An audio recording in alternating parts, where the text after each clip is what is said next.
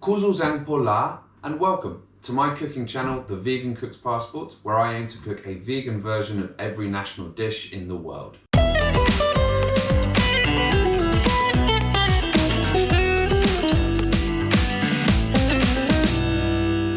This week's national dish is from the lofty heights of Bhutan. Before we get into it, I'll show you where Bhutan is on the map. The Kingdom of Bhutan is a nation in the eastern Himalayas in Asia. Let me just find it here. So it's near Nepal. It doesn't share a border with Nepal, but it shares a lot of geographical similarities. It's high up in the Himalayas, extremely mountainous. Several peaks in the country are higher than 7,000 meters above sea level. As a country with a lot of biodiversity, the cuisine is quite varied. A staple source of carbs is red rice. There are a lot of soups and stews cooked, which is good for the cold, with a variety of meats, lots of chili and vegetables. Dairy is very popular, especially butter and cheese from yaks and cow's milk. So, national dish of Bhutan is called Ema Datshi.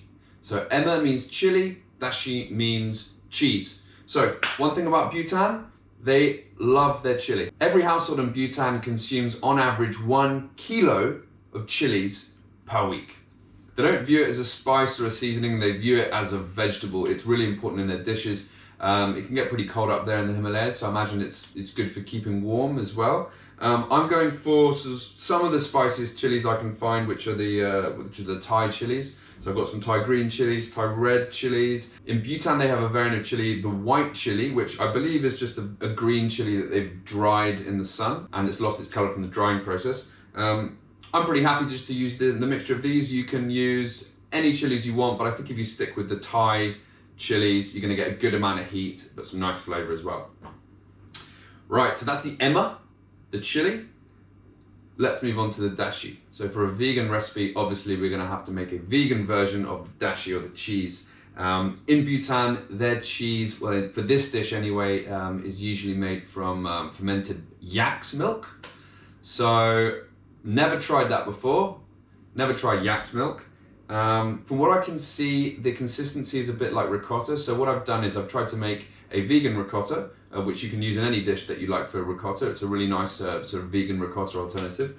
But I've tried to make it a bit more like gamey and tangy, I suppose. So I've added a fair bit of lemon juice to this dish, which you can dial back on if you don't want it as tangy. I've also gone for some white miso, which I think will give it a lovely sort of umami tang to it as well.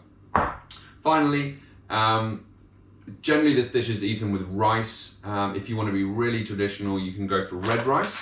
Red rice is the only variety of rice that grows at the altitudes where Bhutan is found. Pretty excited about this one. I think it's going to be the spiciest dish I've cooked to date. The amount of chilies you use in this is insane. I think I'm using 10 of these chilies, but I've seen recipes that use more for a serving of 4 people. I love spice, but I think this might be pushing it to the limit for me, but let's do it. Let's get cooking some Ema Datshi, vegan style. See you on the other side. Start off by making the dashi cheese. Get your blender out and add 350 grams of extra firm tofu, 4 tablespoons of nutritional yeast flakes, a tablespoon of garlic powder, half a teaspoon of salt, 2 teaspoons of white miso paste, 1 teaspoon of tahini, the juice of 1 whole lemon, and a grind of pepper. Use the pulse button on your blender until a ricotta-like consistency is achieved. You can add some water or olive oil if the mix is too stiff. To make the curry, place a wok over a medium to low heat, add a tablespoon of vegan butter and spread it around the sides of the wok as it melts.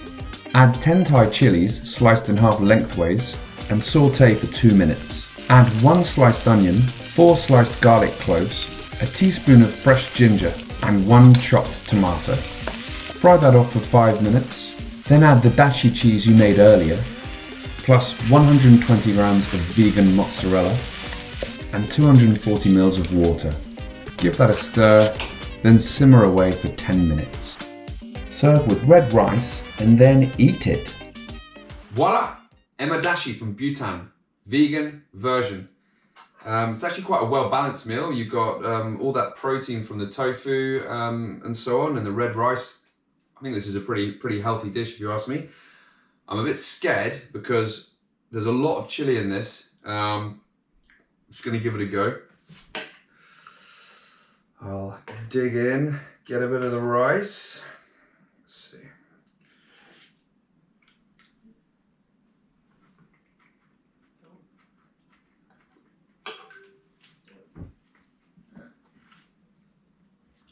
Yeah, definitely really tangy.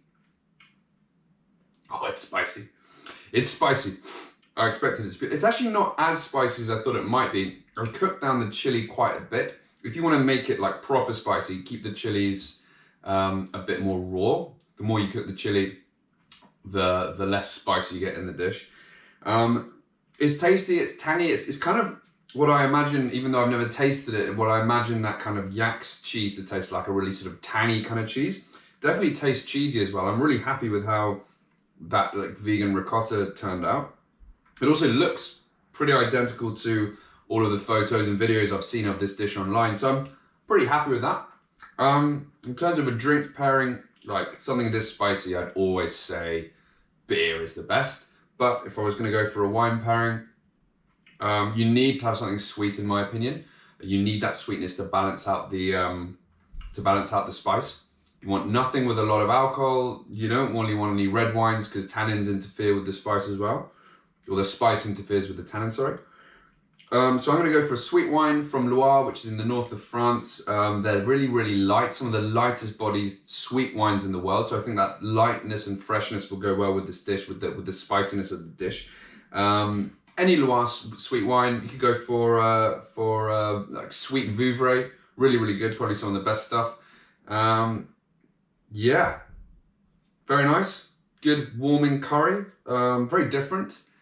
Give it a go, pretty interesting. And tune in for the next episode where I'll be cooking a vegan version of the national dish of Bolivia. Bye bye.